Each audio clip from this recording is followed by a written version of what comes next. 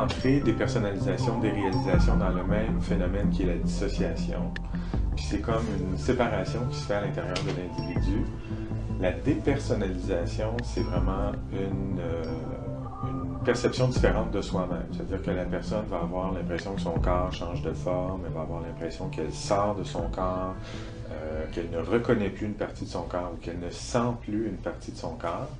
La déréalisation, c'est plus par rapport à l'environnement extérieur. Donc là, les gens ont l'impression, eux, ils se sentent tous d'un morceau, mais ils ont l'impression que c'est l'univers autour d'eux qui change, qui devient comme un rêve, comme un cauchemar, un peu comme s'ils étaient en dehors du monde, ou un peu comme si le monde allait à un certain rythme, eux à un autre rythme.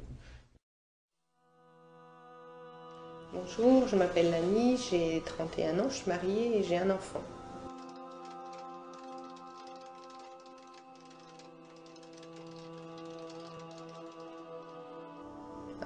Du jour au lendemain, je dirais. Je me suis réveillée comme ça un samedi matin.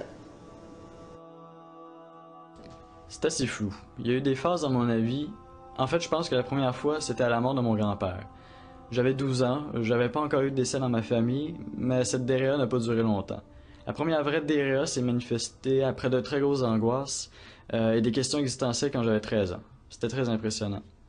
Au niveau psychologique, ben, chez les gens qui ont des troubles de personnalité, les gens qui vont faire des attaques de panique, les troubles anxieux, troubles de personnalité ou les schizophrènes, ben, moindrement que l'anxiété est élevée, le moindrement qu'ils vivent des émotions trop intenses, ils se coupent.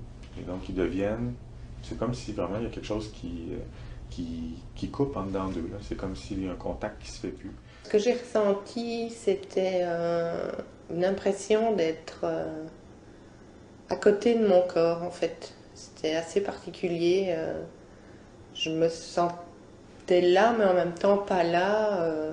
C'est comme si j'étais plus vraiment dans mon corps, avec ben, évidemment une très forte anxiété de ressentir ces choses-là. Une impression de ne plus se reconnaître dans le miroir, une impression d'étrangeté par rapport au monde qui nous entoure d'habitude, par rapport à ses proches. On n'a pas l'impression d'avoir le contrôle de ce qu'on fait, en partie dans mon cas, parce qu'on n'a pas envie de vraiment bouger.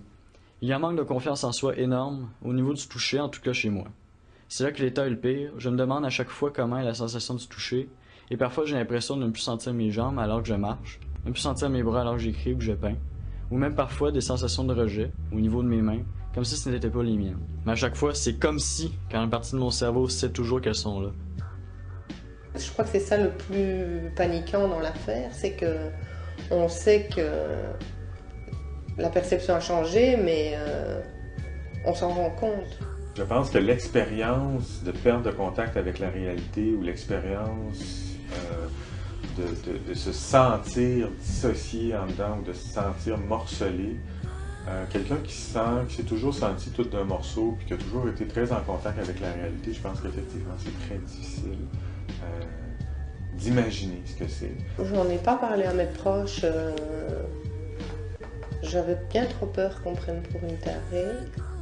C'est un phénomène tellement étrange pour soi-même, je pense qu'on a du mal à le partager avec les autres et c'est pas le genre de choses qu'on va dire à un dîner entre amis. Tiens, moi je dépersonnalise, que tu as déjà connu. On a plutôt envie de le cacher et de paraître comme tout le monde en fait.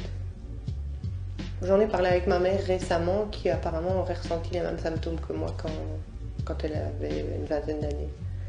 Mais à l'époque, elle n'a pas mis de nom là-dessus, elle a appelé ça, pour elle, c'était de la dépression. Aujourd'hui, ce phénomène reste méconnu de la plupart des gens.